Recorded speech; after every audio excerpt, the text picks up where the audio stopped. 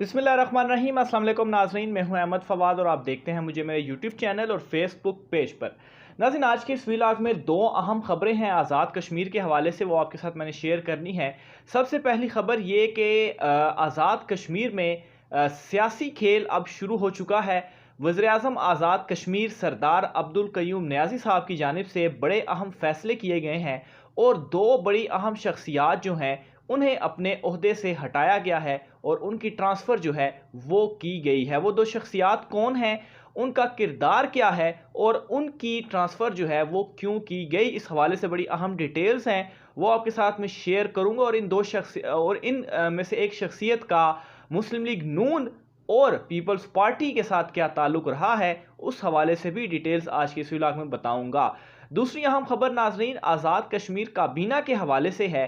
फैसला ये किया गया है कि काबीना की जो अनाउंसमेंट है वो अभी नहीं की जाएगी। आखिर ऐसा क्या हुआ कि काबीना की अनाउंसमेंट में ताख़ीर की जा रही है और इमरान खान साहब भी अभी काबीना की अनाउंसमेंट नहीं करना चाह रहे।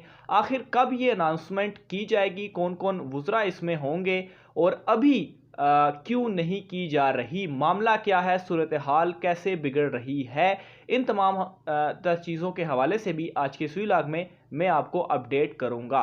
तो नाज़रीन, सबसे पहले पहली खबर की जानिब आता हूं और जो खबर है आज़ाद कश्मीर वज़ीर-ए-आज़म के हवाले से कि उन्होंने क्या दो बड़ी जो तबादले हैं वो किए हैं। तो नाज़रीन, सबसे पहले तो एक उन्होंने जो तबादला किया है वो है प्रिंसिपल सेक्रेटरी टू पीएम और दूसरा तबादला है सीनियर एडिशनल सेक्रेटरी।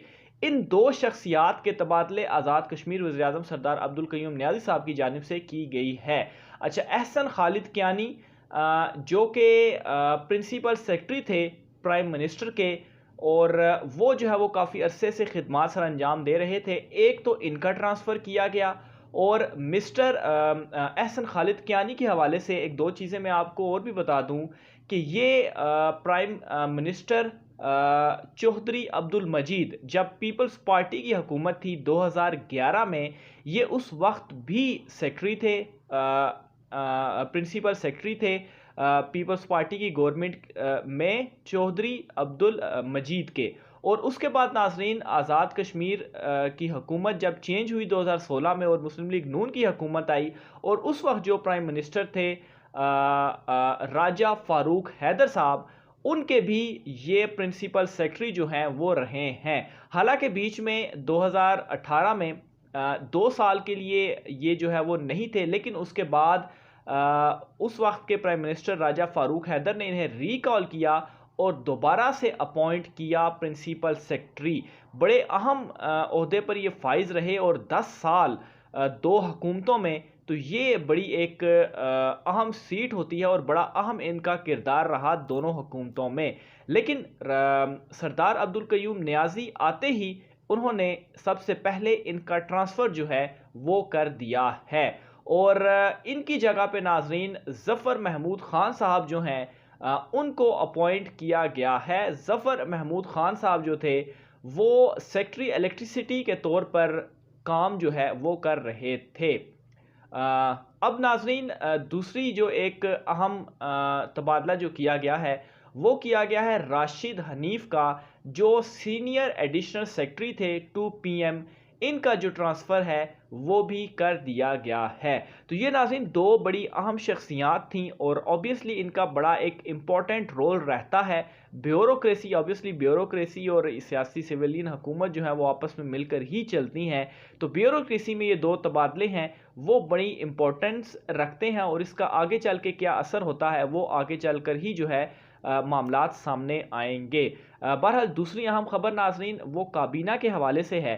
काबीना आज़ाद कश्मीर की अभी तक अनाउंसमेंट नहीं की जा रही। हालांकि अपने एक वीलॉग में मैंने अपने सोर्सेज के ज़रिए जो कुछ नाम सामने आए थे वो नाम आपके सामने रखे कि ये जो एमएलएज़ मुंतखब हुए हैं इन्हें वज़ारतें मिलने का इम्कान है, लेकिन अभी तक काबीना का अनाउंसमेंट जो है वो नहीं की जा रही। और इसकी जो सबसे बड़ी रीज़न सामने आ रही है वो ये है कि जब तक सदर आज़ाद कश्मीर वाला मामला क्लियर नहीं हो जाता तब तक काबीना की अनाउंसमेंट नहीं की जाएगी। صدر کے لیے بیرسٹر سلطان محمود خیر فائنل ہو چکے ہیں، نامزد بھی ہو چکے ہیں، 12 یا 13 اگست کو اپنے کاغذات نامزدگی بھی جمع کروا دیں گے، لیکن جب تک 17 اگست کو وہ فائنلی منتخب نہیں ہو جاتے، تمام معاملہ کلیئر نہیں ہو جاتا، تب تک کابینہ کی اناؤنسمنٹ نہیں کی جائے گی۔ اور اس کی سب سے بڑی ایک وجہ ہے، وہ یہ ہے کہ بیرسٹر سلطان محمود اور سردار تنویر الیاس دونوں کی جانب سے یہ کوششیں کی جا رہی ہیں کہ ان کا جو حامی گروپ ہے، ان میں جو حامی ان کے اراکین موجود ہیں، ان کو زیادہ سے زیادہ وزارتیں جو ہیں وہ ملیں تاکہ ان کی گرپ زیادہ سے زیادہ مضبوط رہے۔ بیرسٹر سلطان محمود اوبیسلی وزیراعظم نہ بننے کے اوپر کافی اپسیٹ تھے، لیکن خیر اب وہ صدر بن رہے ہیں، لیکن ان سے یہ کہا گیا ہے کہ ان کے جو اراکین ہیں یا جن کی وہ سفارش ہے، جن کو وہ چاہتے ہیں، ان کو ان ایم ایل ایز کو وزارتیں زیادہ سے زیادہ دی جائیں گی اور امپورٹنٹ وزارتیں دی جائیں گی، لیکن دوسری طرف سردار تنویر الیاس بھی یہی کوششیں کر رہے ہیں۔ تو آبویسلی دونوں گروپس کا جھگڑا روکنے کے لیے اور کسی طرح کے اختلافات ان میں پیدا نہ ہوں، ان کو روکنے کے لیے ابھی تک کابینہ کی اناؤنسمنٹ نہیں کی جا رہی، اور صدر منتخب ہونے کے بعد تاکہ معاملے میں کوئی گڑبڑ نہ ہو، اس کے بعد فائنل کابینہ کی اناؤنسمنٹ بھی کر دی جائے گی۔ سردار تنویر الیاس آلریڈی ان کے پاس ان کے جو حامی گروپ ہیں، ان میں اسپیکر اسمبلی بڑا ایک اہم عہدہ ہوتا ہے، اسپیکر اسمبلی کا عہدہ ایک قسم کا ان کے گروپ کے پاس جو ہے وہ موجود ہے۔ تو بہرحال دیکھتے ہیں کہ اس تمام تر معاملے کو عمران خان صاحب کس طرح سے ٹیکل کرتے ہیں، کیا اناؤنسمنٹ ہوتی ہے، کیا نام سامنے آتے ہیں، اس حوالے سے بھی آپ کو اپڈیٹ کرتے رہیں گے۔ آپ اپنی رائے کا اظہار کر سکتے ہیں کہ آپ کے خیال میں کون وہ ہوں گے M L as Azad Kashmir کے کہ جنہیں وزارتیں ملنی چاہیے، یا وہ یہ ڈیزرو کرتے ہیں کہ انہیں یہ وزارت دی جانی چاہیے۔ اپنی رائے کا اظہار کمنٹ باکس میں لازمی کیجیے گا، اور آج کے ویلاگ سے اتنا ہی، مجھے اجازت دیجیے، اللہ حافظ۔